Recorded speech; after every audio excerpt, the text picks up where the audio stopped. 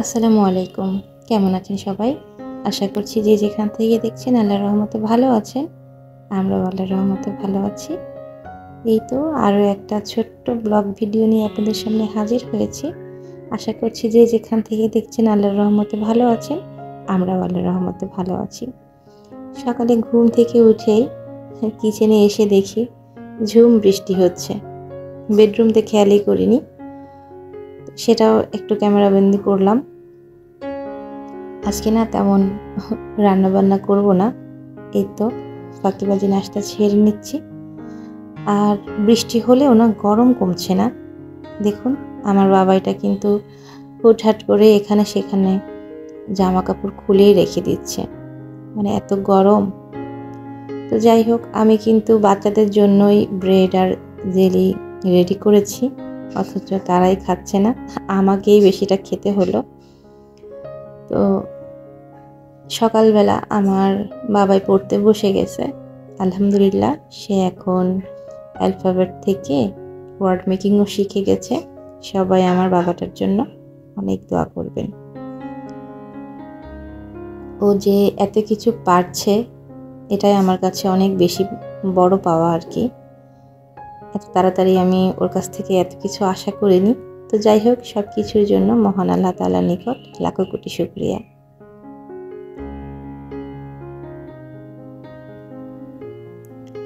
আজকে শুক্রবার দিন, ভাবছি কি রান্না করব। শুক্রবার সবসময় তো মাংস পোলাও রান্না করাই হয়, তারপরও আজকে ভেবেছিলাম ব্যতিক্রম কিছু করব, কিন্তু সেটা আর করা হয়ে ওঠেনি।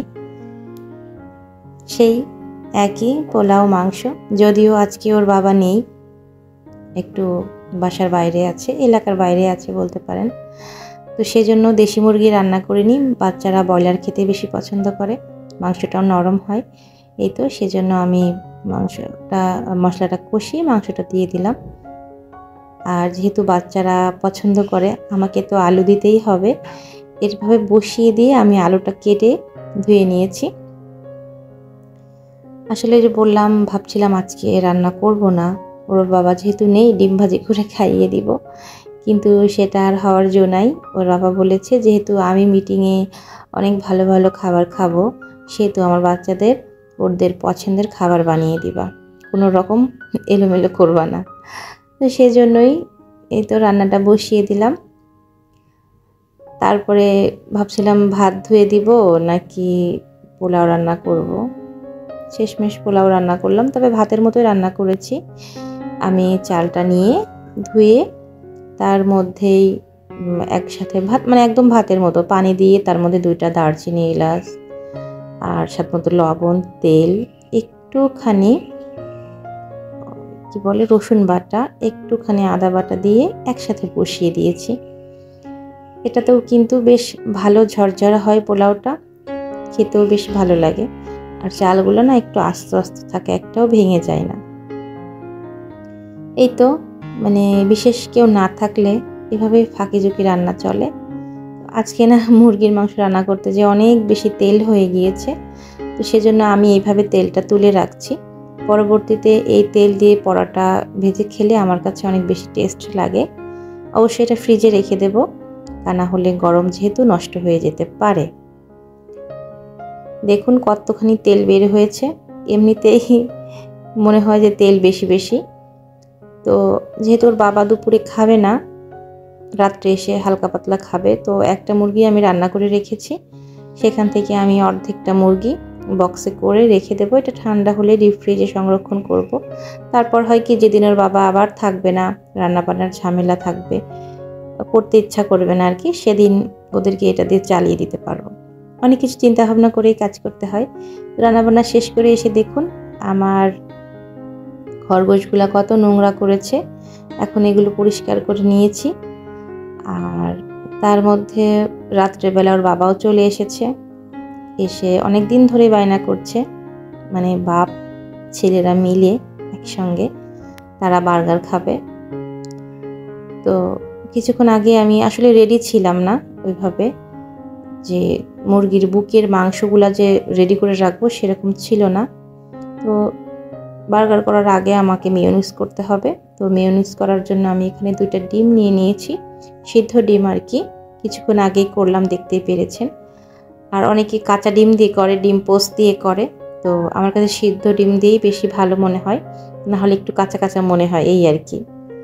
তো লেবুর রস দিলাম, লবণ, গোলমরিচের গুঁড়া, একটু চিনি, একটু না প্রায় 2 চা চামচ চিনি দিয়েছি, আর সয়াবিন তেল দিয়েছি প্রায় 1 কাপের কাছাকাছি হবে। খুব সহজ এটা বানানো, এটা হেলদিও। ব্যাস আমি এটা একটা ঘুরান দিয়ে নিব আর কি, ব্লেন্ড করে নিব, তাহলেই কিন্তু এটা রেডি হয়ে যাবে।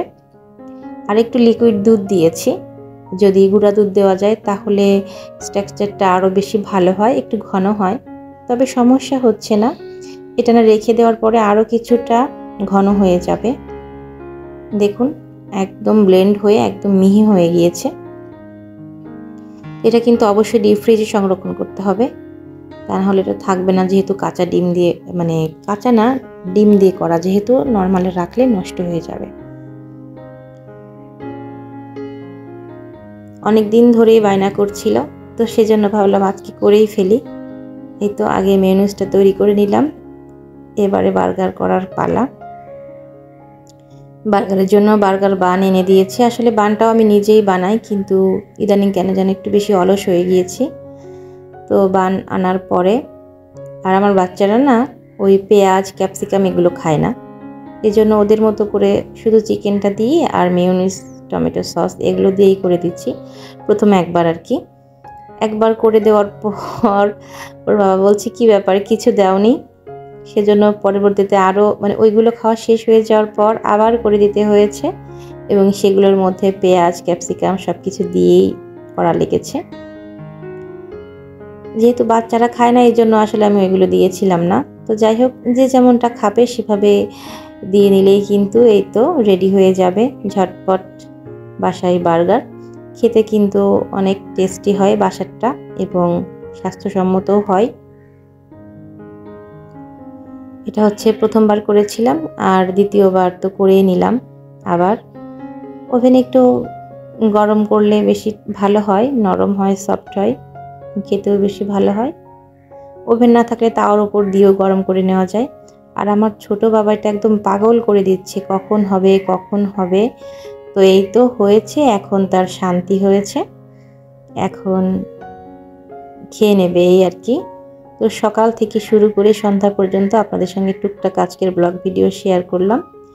কেমন লাগলো তা অবশ্যই কমেন্ট করে জানাতে ভুলবেন না।